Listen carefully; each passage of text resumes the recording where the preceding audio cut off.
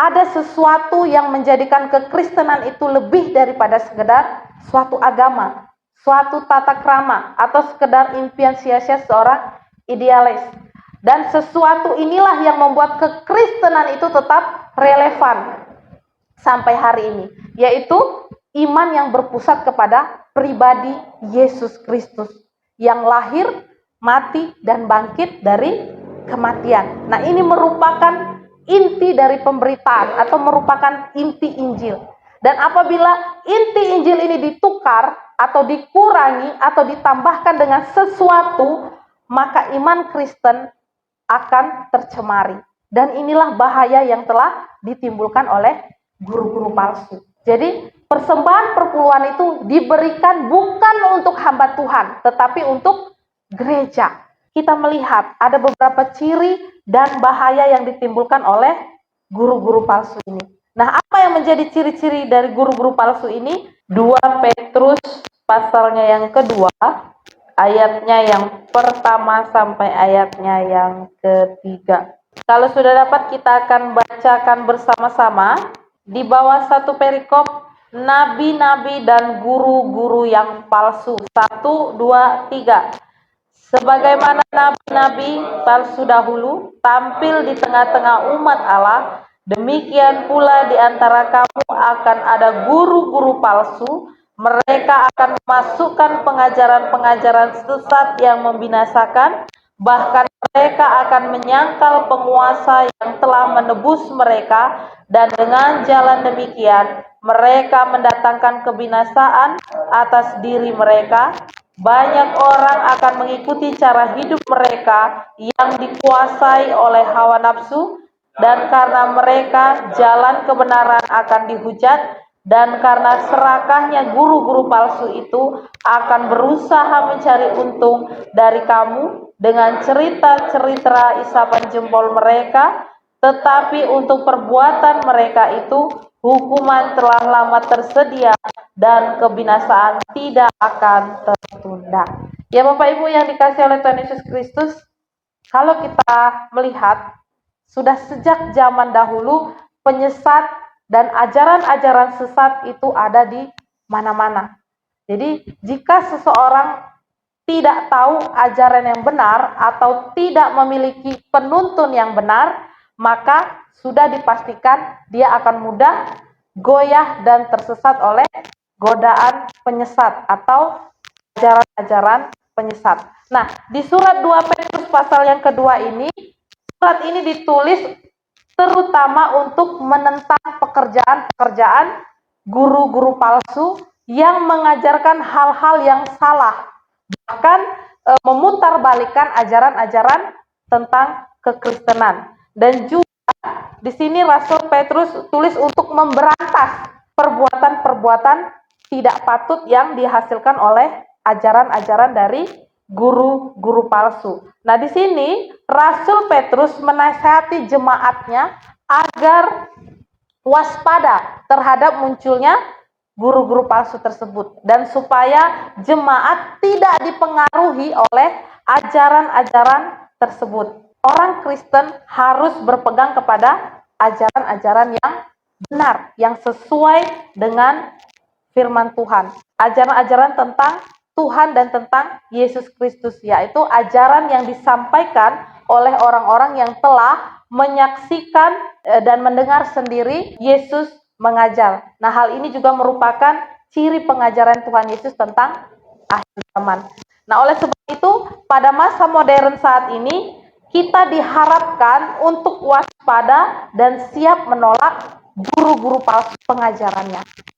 Petrus menyebutkan bahwa keberadaan guru-guru palsu itu bukanlah fenomena yang baru, bukan hal yang baru. Karena apa? Karena sudah sejak zaman bapa leluhur Israel sudah ada nabi-nabi palsu yang menyesatkan umat Tuhan. Jadi mereka menyangkal Tuhan, mereka menghujat kemuliaan Tuhan, dan bahkan mereka hidup di dalam hawa nafsu. Namun bukan berarti tidak ada orang yang berhasil mempertahankan iman mereka. Kalau kita membaca keseluruhan ayat ini, ada 2 contoh, yaitu Nuh dan Lot. Meskipun mereka hidup di tengah-tengah orang yang sesat, di tengah-tengah orang yang melakukan yang hidup dengan hawa nafsu, tetapi Lot dan Nuh menjadi contoh yang baik, yaitu mereka tetap hidup beriman sekalipun mereka ada di antara orang-orang yang sesat. Nah, kenyataan yang tidak terbantahkan adalah Tuhan tetap memelihara kehidupan mereka yang tetap bertahan di dalam iman mereka. Nah, kenyataan itu menjadi dasar bagi Petrus untuk menasihati jemaat supaya selalu waspada. Kenapa? Di sepanjang masa akan selalu ada pengajar-pengajar yang mengajarkan hal-hal yang tidak benar. Jadi, agar kita tidak menjadi mangsa dari guru-guru palsu atau pengajar-pengajar palsu, atau agar kita tidak terperdaya dengan ajaran-ajaran mereka, maka kita melihat ada beberapa ciri dan bahaya yang ditimbulkan oleh guru-guru palsu ini. Nah, apa yang menjadi ciri-ciri dari guru-guru palsu ini? Kita bisa melihat yang pertama, kita bisa melihat di ayat yang pertama, yaitu di situ dikatakan, sebagaimana nabi-nabi palsu dahulu tampil di tengah-tengah umat Allah, demikian pula di antara kamu akan ada guru-guru palsu, mereka akan memasukkan pengajaran-pengajaran sesat yang membinasakan, bahkan mereka akan menyangkal penguasa yang telah menebus mereka, dan dengan jalan demikian segera mendatangkan kebinasaan atas diri mereka. Yang pertama, ciri dari guru palsu ini adalah mereka akan memasukkan pengajaran-pengajaran sesat yang membinasakan. Nah, Bapak Ibu, kata memasukkan ini mengandung arti secara diam-diam atau secara tersembunyi, secara rahasia memasukkan, atau secara rahasia memperkenalkan, dan lebih tepatnya licik. Sedangkan pengajaran-pengajaran sesat yang membinasakan ini, kalau dalam terjemahan lain menggunakan kata ajaran sesat yang terkutuk, ajaran-ajaran sesat yang merusak, yang membinasakan. Kalau kita melihat, pasti tidak ada orang yang mau disebut sebagai guru palsu. Dan tidak ada seorang pun guru palsu yang mengaku bahwa dirinya mengajarkan ajaran yang sesat. Tapi sebaliknya, guru-guru palsu ini, mereka terlihat seperti orang yang tulus. Mereka terlihat seperti orang yang bersemangat di dalam pengajarannya, walaupun sebenarnya dia sedang memutarbalikkan firman Tuhan. Jadi guru-guru palsu ini cara kerjanya tidak transparan, bukan terbuka, tetapi mereka mengajar dengan kelicikan. Namun yang diajar atau kita yang mendengarkan yang tidak tahu bahwa itu ajaran sesat, kita tidak mengetahui bahwa itu pengajaran yang salah, yang menyeleweng daripada firman Tuhan. Misalkan tentang nubuat-nubuatan palsu, yaitu meramal yang tidak benar atau tidak pasti. Nah, ada juga mungkin di sekitar kita banyak ajaran-ajaran yang bisa menyesatkan, mulai dari ajaran yang sederhana bahkan sampai ajaran yang rumit. Misalkan contoh sederhana, ada yang menganggap bahwa kita tidak perlu ke gereja, kita cukup berbuat baik saja itu sudah cukup. Ada yang mengajarkan hal itu. Ada juga ajaran-ajaran yang mengajarkan tentang, yang mempertanyakan tentang ketuhanan Tuhan Yesus. Dan untuk melawan ajaran-ajaran sesat ini, tidak ada pegangan yang paling sempurna selain daripada firman Tuhan. Nah, yang kedua, ciri yang kedua dari guru palsu ini yaitu kita bisa melihat di ayat yang kedua. Di situ dikatakan banyak orang akan mengikuti cara hidup mereka yang dikuasai oleh hawa nafsu, dan karena mereka jalan kebenaran akan dihujat. Yang kedua, ciri dari guru palsu yang kedua ini yaitu cara hidup mereka dikuasai oleh hawa nafsu. Nah, Bapak Ibu, kata cara hidup mereka dikuasai oleh hawa nafsu itu kalau dalam terjemahan lain maka kata jalan hidup mereka yang jahat, atau jalan hidup atau kehidupan mereka yang tidak bermoral, kehidupan mereka yang memalukan, kehidupan mereka yang hidup di dalam kedagingan. Nah, jadi yang diajarkan oleh guru-guru palsu pada waktu itu adalah bahwa perbuatan orang Kristen itu tidak penting. Karena apa? Karena kasih karunia Allah telah menghapuskan segala dosa mereka. Oleh karena itu, mereka menganggap bahwa sebagai orang Kristen kita bisa berbuat dosa. Toh tidak apa-apa. Tuhan pasti akan mengampuni kita kembali.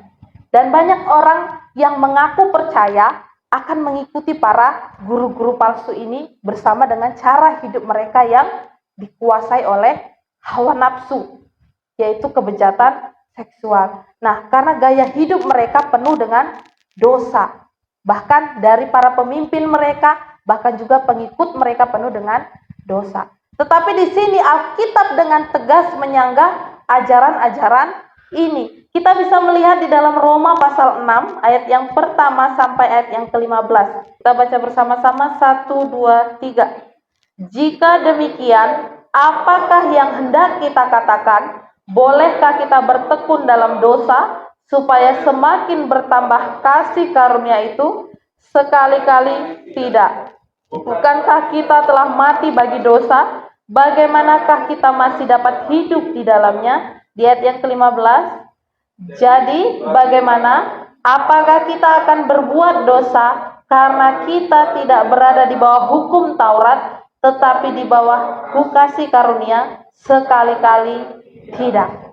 Jadi di sini Alkitab dengan tegas menyanggah ajaran-ajaran sesat ini, karena mereka hidup tidak lagi dikuasai oleh Roh Kudus, tetapi mereka hidup dikuasai oleh keinginan-keinginan daging yang dipandang baik oleh mereka sendiri, menurut pandangan mereka. Nah, yang ketiga, ciri yang ketiga dari nabi-nabi palsu ini atau guru-guru palsu ini yaitu kita bisa melihat di ayatnya yang ketiga. Di situ dikatakan, dan karena serakahnya guru-guru palsu itu akan berusaha mencari untung dari kamu dengan cerita-cerita isapan jempol mereka, tetapi untuk perbuatan mereka itu hukuman telah lama tersedia dan kebinasaan tidak akan tertunda. Nah, yang ketiga, ciri dari nabi-nabi palsu atau guru-guru palsu ini yaitu mereka mencari untung. Bapak Ibu dikatakan, dan karena serakahnya guru-guru palsu itu akan berusaha mencari untung dari kamu dengan cerita-cerita isapan jempol. Nah, Bapak Ibu yang dikasih oleh Tuhan Yesus Kristus, kata mencari untung itu adalah kata yang biasa dipakai dalam dunia perdagangan. Ya, yang prinsipnya bahwa tidak mau dirugikan dan hanya mencari untung saja. Dan sekalipun misalkan harus ada yang menjadi korbannya. Nah, jadi demikian pula dengan guru-guru palsu ini.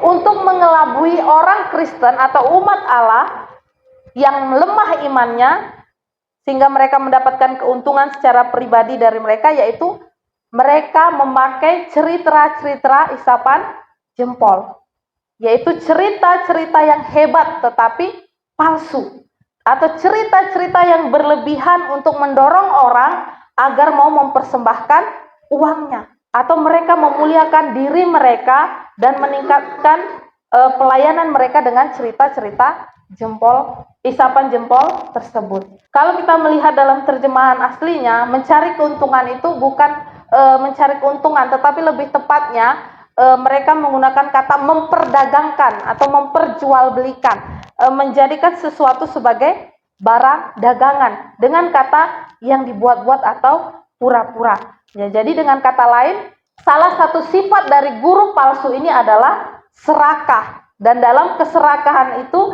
ia menjadikan umat Allah sebagai barang dagangannya. Misalkan mereka memeras uang persembahan dari jemaat untuk keuntungan mereka sendiri atau untuk kepentingan mereka sendiri.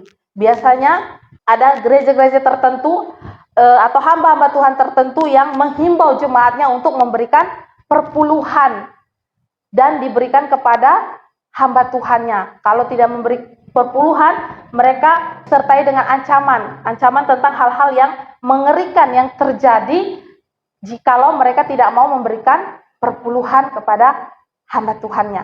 Nah, Bapak Ibu di sini bahkan mereka menggunakan ayat-ayat Alkitab untuk mendukung ajaran-ajaran mereka. Nah, di sini perlu kita pahami bahwa persembahan perpuluhan itu wajib diberikan oleh kita atau diberikan oleh kita, karena perpuluhan itu adalah 10% milik Tuhan dari apa yang kita dapatkan, atau 10% dari penghasilan kita itu adalah milik Tuhan yang harus diserahkan kepada gereja. Jadi persembahan perpuluhan itu diberikan bukan untuk hamba Tuhan, tetapi untuk gereja. Diberikan kepada gereja lalu dikelola oleh gereja untuk menunjang pelayanan gereja. Jadi persembahan perpuluhan itu bukan untuk hamba Tuhan. Itu bisa kita melihat di Maleakhi 3 ayat 10. Kita buka Maleakhi 3 ayat 10. 1, 2, 3.